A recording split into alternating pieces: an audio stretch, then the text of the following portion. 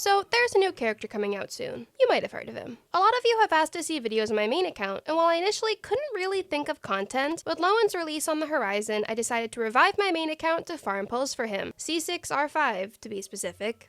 Yep. I'm willing to spend money if I have to. I just frankly prefer not to. So I'm going to take advantage of the fact that my account is cripplingly abandoned and has a lot of things for me to do. Exploration, world quests. Did I mention exploration? That, however, will be a video all of its own once I actually finish the farming. Today's video is a bit of a detour, because while I was in the middle of 100% Not Cry, Mondstadt got its long-anticipated map expansion. And since new locations give bonus Primo Gems for exploration, I decided to get this exploration done as quickly as possible so I can get back to my original goal. And odds are, Lohen will probably need materials from this area. Also, I won't be going into too much detail of the world quests in this patch, and I will mostly skip showing it. However, there will probably be slight spoilers with locations and fights, so please keep that in mind if you haven't done these quests yet. We're starting out with just over 13,000 Primo Gems, and the only exploration I've done was lighting up the Statue of the Seven and one of the waypoints in the port so I could go see Lohen last night.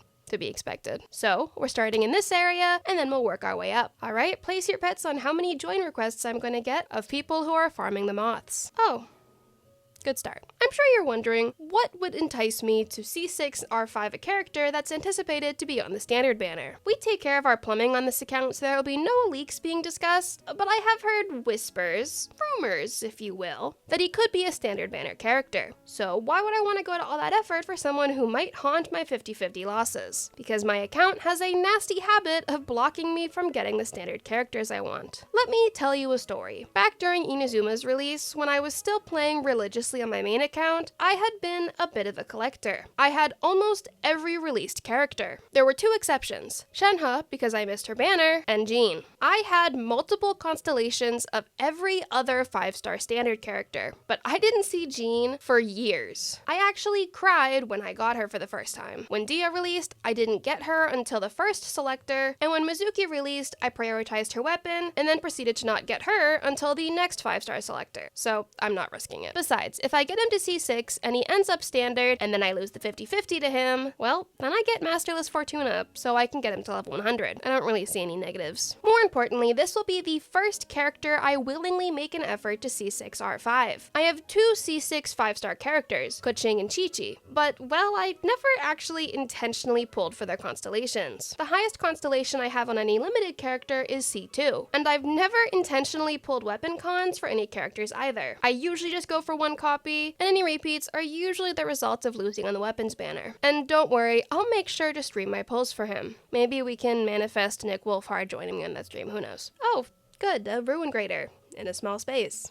Great. 2? Right, so I hated that. Now, addressing the elephant in the room, yes, I said I was going to upload Arlecchino and Natlan, and I also said I was going to upload Don Hung only, etc., etc. Well, unfortunately, I'm a lying liar who lies, so pretend to be shocked. Also, this was the last thing in this area, so it's time to move on. Honestly, when I say I have a video that should be coming next, that is the intention and plan, but a lot of times it ends up depending on my health. That's actually part of the reason I decided to do this video, because honestly, my physical and mental health haven't been the best lately, and YouTube has been kind of punishing me for not uploading as consistently by not pushing my videos as much. So I figure maybe if I upload content that's a little less taxing to record and edit as opposed to a full solo challenge, that could potentially help, but I also don't want to only upload Archons only and also hurt my reach for videos like solo runs. It's all about balance, or something like that. Honestly, if I lived in Genshin, I would definitely spend all of my time here. And there's another one. The answer is still no. It feels so strange exploring a new area and seeing Storm Terror's lair just right there in the background. In terms of my physical health, I've kind of touched on my chronic illness a little, but not gone into detail, and that's partially because I'm not totally comfortable going into detail, and also because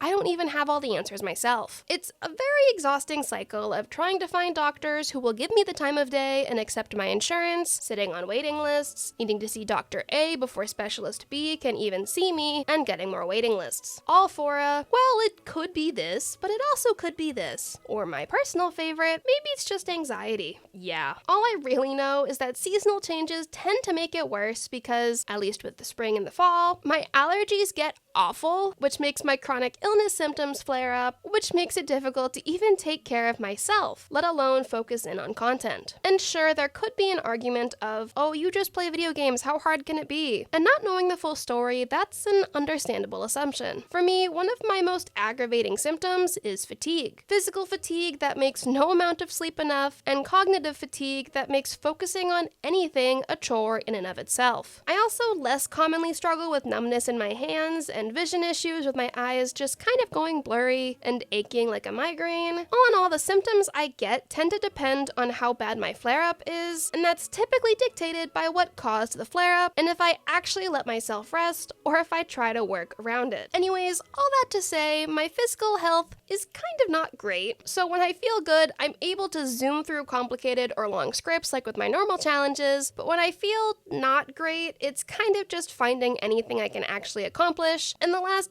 few weeks or so have mostly just been that. Okay, this is probably one of my favorite concepts for time trials. This is just gorgeous. Continuing on the sunshine and rainbows topic, my mental health is also kind of impacted by said physical health, but I've also just felt very stagnant, I guess, with my channel. My solo challenges aren't getting the reach they did before. I'm starting to worry that my content is too repetitive, but on the other side, I genuinely can't think of other things I can do that balances what you guys would actually watch and what YouTube will push. I'm sure most, if not all of you, have watched larger creators and seen some of them make side channels for other content. The reason for that is surprisingly simple. YouTube and the algorithm boxes you into the type of content you make mainly, and so if you start making content completely different, the algorithm kind of just doesn't know what to do with it, or you. And when I mention the algorithm, it isn't just YouTube pushing me to new potential viewers, it's also just showing my videos to regular viewers on the homepage. And if YouTube isn't showing it to returning viewers, how are they going to know when a new video is out? Well, you can always join my Discord. I have a ping. You can get notified when I upload. Anyways, so TLDR, I've been kind of stuck feeling like my channel is, well, stuck, and also just generally wallowing in self-pity, as one does. There he is. Honestly, I love that Genshin finally listened to the players and have been putting the characters in different places throughout the world. Moving entirely away from the heavy topics, I recently finally dipped my toes into the world of Bai Japan and formerly Yahoo Auctions. And no, this isn't sponsored, it's just unfortunately the most exciting thing to happen to me recently. So I had seen some TikToks talking about Yahoo Auctions, and I had heard of them before, especially as a good way to get Grail figures, but I'd never thought much of it until I saw the yen exchange rate. At that point, I decided, well, no harm. Right? Oh, they have the special rooms here too. Well, maybe I'll get some good artifacts. So as it turns out, Yahoo Auctions also has a flat price buying option. So it's kind of like eBay where some stuff is bidding and some stuff isn't. It's the same principle. I ended up finding that it's relatively easy to find decent bundles of figures. Usually prize figures, but there are some companies now that have absolutely god-tier prize figures, so that's not necessarily an immediate worry. So if I'm talking about this, I obviously must have bought something, so what did I get? I ended up buying 2 different figure bundles.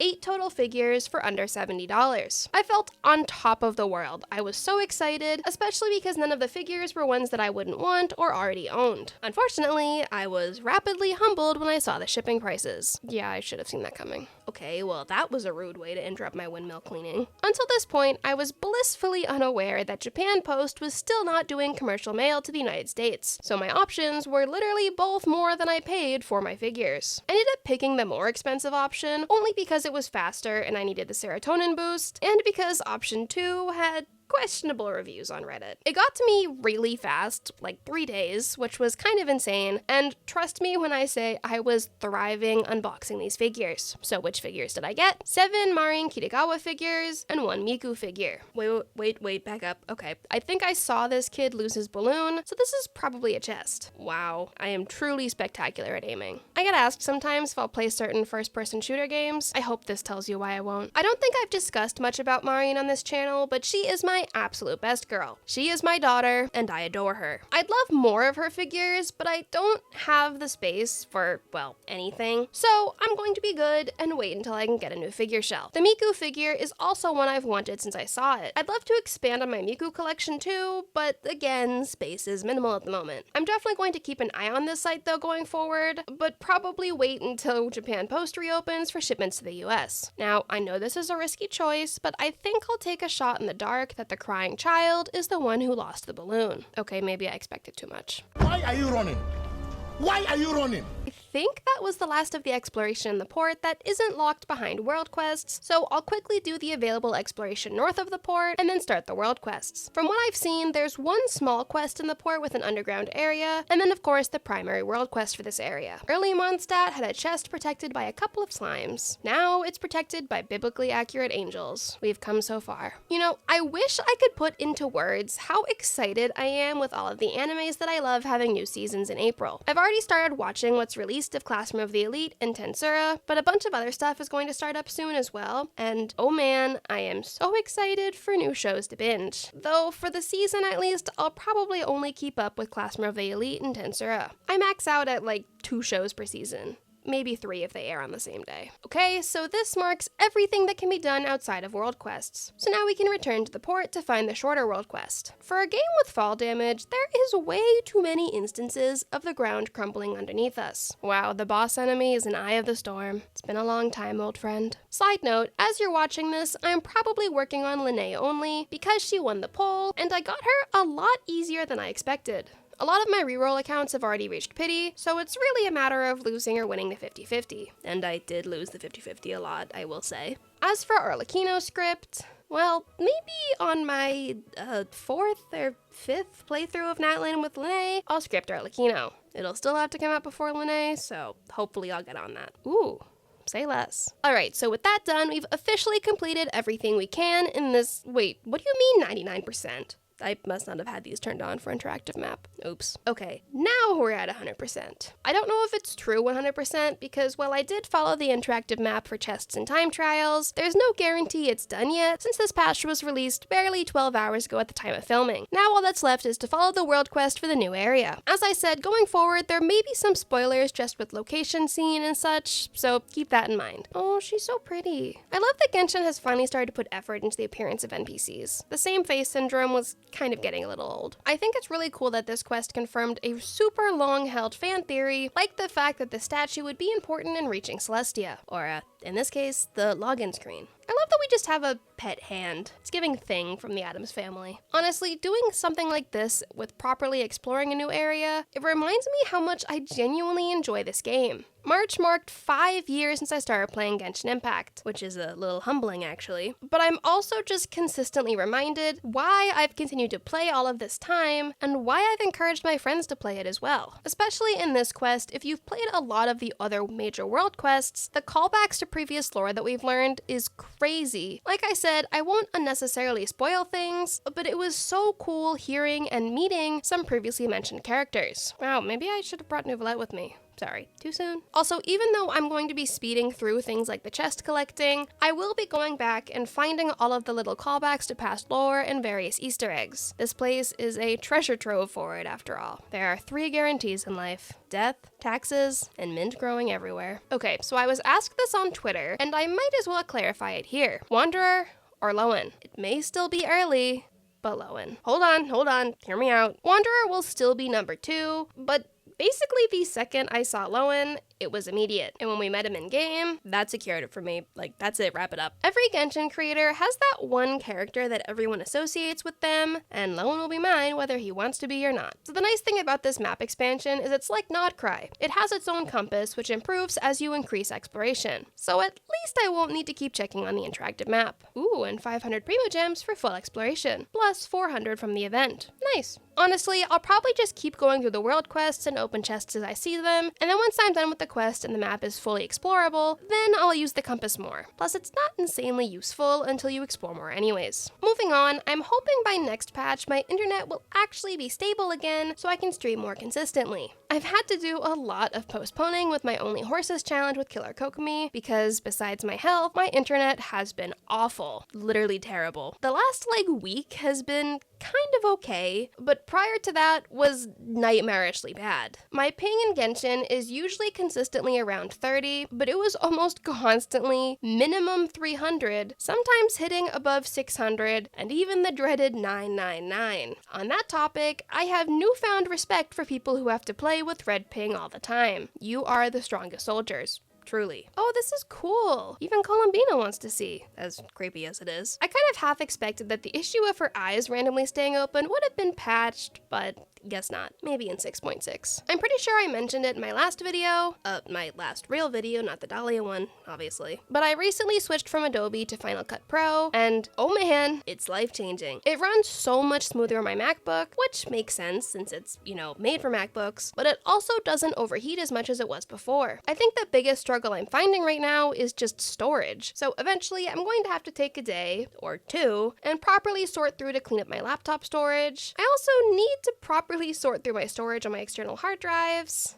Much to do. Not very exciting, but neither is my life at the moment. Wow, I really thought that was Sky. That's embarrassing. I probably should have brought Mulan along. Or my level 40 Farina. Columbina having her eyes open for basically this entire exploration experience honestly feels canon. She can't sense the Kuvaki energy, so this is the next best thing. After I finish this exploration and finish 100%ing Nodcry, I'm planning to finally start leveling characters as well. I'd like to be able to, eventually actually do anything with Endgame, considering I've only been able to clear Spiral Abyss floor 12 once, and it wasn't full stars. Obviously, I don't want to use up all of my Mora and my level up books before Lohen releases, but I can probably spare a few for now. I also will need to see how many Primo Gems I can get from doing, well, everything else on my main account exploration-wise. I don't know if I'll go to Fontaine or Sumeru after Nodcry. On one hand, I enjoy Fontaine exploration a lot, but on the other hand, Sumeru has a lot more that needs to be done, and probably will give a lot more Primo Gems. Well, let me know what you guys think would be better to do first. I will have to do both eventually, so I guess it's not super important for now. Also, I haven't mentioned it yet, but if it wasn't obvious already, Durin and Columbina are not done being built. I still have to level Columbina and her talents more, and her artifacts are pretty awful. Meanwhile, Durin, I'll probably get to 90 after this video, but his talents, weapon, and artifacts all need work. While I wait and chip away at farming for Lohen, this will probably be my other primary task. Oh, this area is so pretty. The little mechanics they introduced throughout this quest were so cool. This part felt genuinely unsettling. Oh, this is so beautiful. Honestly, this world quest feels like such a love letter to all the people who work so hard to make Teyvat so visually stunning. Ooh. We're getting generous with this world quest. I know this is based off of Sumeru in the desert, but this definitely reminds me a lot of the people buried in the salt in Zhongli's story quest. Oh, I wonder. Definitely a big fan of this because I was getting tired of fighting these things. Oh, okay, sorry. I wonder. Also, I know I haven't shown it in this video since I'm, talking, but the music in this world quest, absolutely unreal. I hate that a huge amount of the player base won't bother with this quest because it's an unvoiced world quest, or will only fly through it to get exploration. Even though I made this video in a short time, I still took my time reading through the dialogue and didn't skip around or anything. This world quest comparatively isn't even that long either. This whole video had about 8 hours of recording, and a good bit of that was definitely moments where I was AFK, but left my recording running. In hindsight, I probably should have properly used timers for this, but I didn't want to risk messing up the timer with horses only, and I also frequently step away but keep the recording going because otherwise I will absolutely forget to turn it back on. Trust me, I've done it before. I'd much rather edit out dead air versus having important stuff missing. So if you've been around my channel for a while, you know I have a reoccurring problem with my neighbors, and occasionally I actually get comments asking me for updates. Ironically, my upstairs neighbors aren't even really the problem anymore. They're really quiet except when the child has a friend over. Ironically, the friend is my first upstairs neighbor, who was constantly running around as if they had shoes made of cement. When they visit, I can tell. Otherwise, it's very chill. The problem neighbor is actually one who lives on my floor. I am wholeheartedly convinced they engage in street corner entrepreneurship. My desk is next to my window, and it has a direct line of sight with the main entry, so trust me, I wouldn't be saying this if I only saw it once. However, for whatever reason, now that the weather has improved, the person has started standing outside with a loudspeaker. Yeah, I have been woken up more than once by it. I feel bad because my super nice old lady neighbor across the hall shares a wall with them, and when she asked me how the noise and general activity was in the building, I told her it was pretty quiet, because it was. These events have all primarily occurred within the last year, but well, I'm not gonna find rent for a better price, so unfortunately it's become something I've had to live with. Okay, that was terrible, but 2 of the 3 areas have been handled. Can we have this discussion after I open the chests? They're kind of a little distracting behind you. Okay, that was definitely not how I was supposed to solve this, but hey, if it works, it works. You know? Right, so there's probably a better way to get up here, but I still have to try climbing. It's technically Mondstadt after all. Well, Mondstadt adjacent. Okay, time to finally go to work on the last area. The Traveler's better than me. I would have immediately started bragging about knowing Xiao. Honestly, I love Dex. I want to have him permanently. He doesn't even really have to do anything, just occasionally point us in the right direction and be happy for us when we open chests. I'm gonna be so honest. I kept getting so messed up in this area. I love the mechanic. I had just been playing way too long in one sitting to have saved this for last. Well, regardless, we finally made it through, marking the end of chapter 1 for this quest line. Time to move on with... Oh, that's, ominous.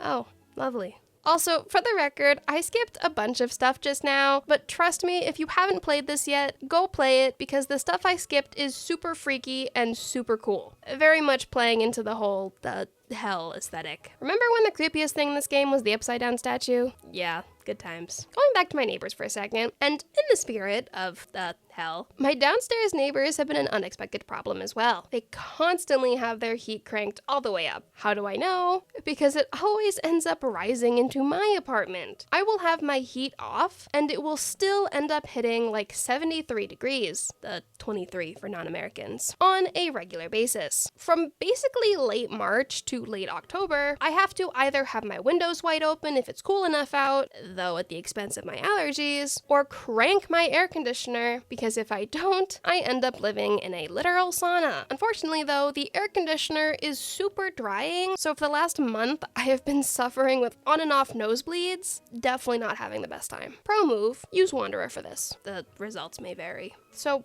why didn't Paimon come with us again? Honestly, when I was playing through this part made me tear up. It just felt so nostalgic, like a thank you to everyone who's loved this game for all these years. Spoiler warning, I'm going to discuss a major lore reveal. Skip about 30 seconds to avoid the spoiler. That was your warning. Okay, I'm still floored by the fact that they revealed our twin is her master. The subtlety of having this switch depending on what twin you picked, unreal. Okay, spoiler over. So lately, I've been reading a lot of webtoon in my spare time, and lucky for me, Violet is somewhat of a webtoon connoisseur, so she just sends me stuff she likes pretty much all the time. I just caught up with Villains Are Destined to Die, and I really enjoyed it a lot. I saw some people saying they didn't like it or dropped it, but per usual, maybe my bar is too low, or maybe I just haven't read enough webtoons to have a strong opinion on them. In all honesty, writing a webtoon is something I would love to do one day. Maybe that can be a way to share lore. I probably would need to work with an artist though, since I don't think I could do it all myself. So that's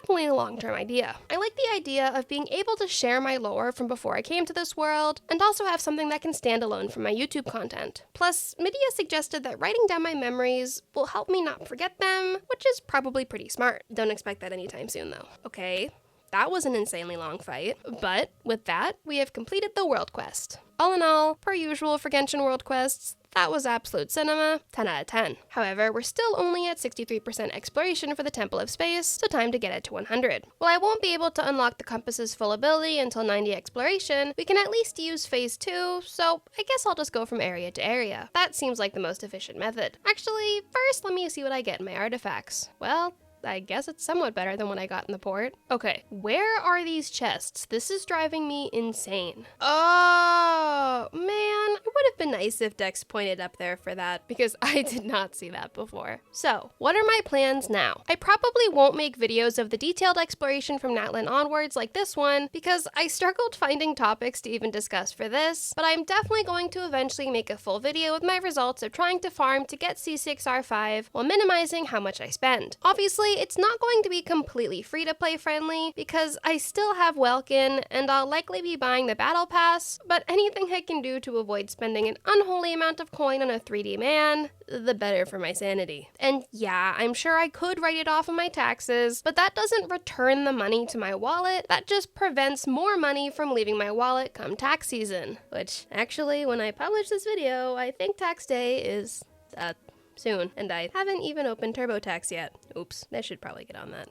Oh, this is how I'm supposed to get up there. Okay, that makes sense. These mini games feel like the type of thing you see in app ads that are advertising a game, and when you download the app, it's nothing like the actual game. Like, look at this fun mini game. But it doesn't tell you you have to complete a quest called Hell, where you fight biblical creatures to get to this point. Anyways, we've got the main area done by the looks of it, so now I guess we move on to... let's go to the leeway area. Even with just doing the center area, we're already at 83%, so that's pretty good. I feel like with the second area, we'll get enough to be able to unlock the final tier of the compass. This map area is so gorgeous. It's probably one of my favorite map additions we've gotten in a while. This is just stunning, and all the little areas dedicated to past adventures, it just takes the cake. Again, this is definitely not the correct way to get this, but where there's a will, there's a way, and we have the combo of Kanechan Wanderer, so there is little that they can't climb. Okay, so I don't know what I'm supposed to do with this. It says there's still a secret chest here, but I already got 2 from my tasks with the cranes, and it's not giving me the option to put anything in this third food bowl, so what am I missing? I ended up spending way too long trying to find a solution before I just gave up. Maybe it's a compass error, maybe it's a game error, maybe I'm just stupid, maybe it's all of the above, who knows. It won't be true 100%,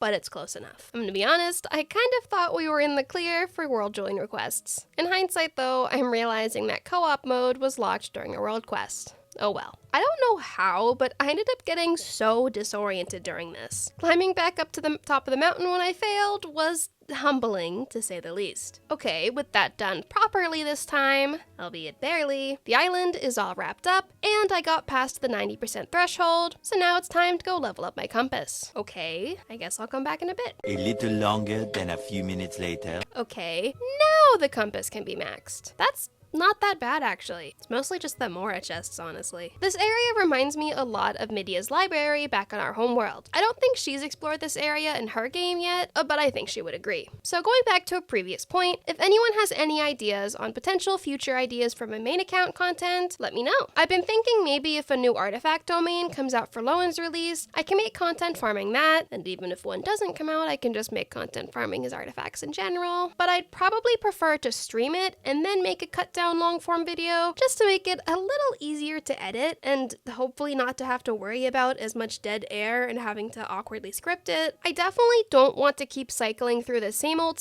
with my content because I don't want it to feel too repetitive. So I'd like to make a wider variety of Genshin content, but unfortunately I'm cripplingly devoid of ideas. So I figure the best thing I can do is ask what kind of content you guys watch besides me or what you'd like to see me make more content of.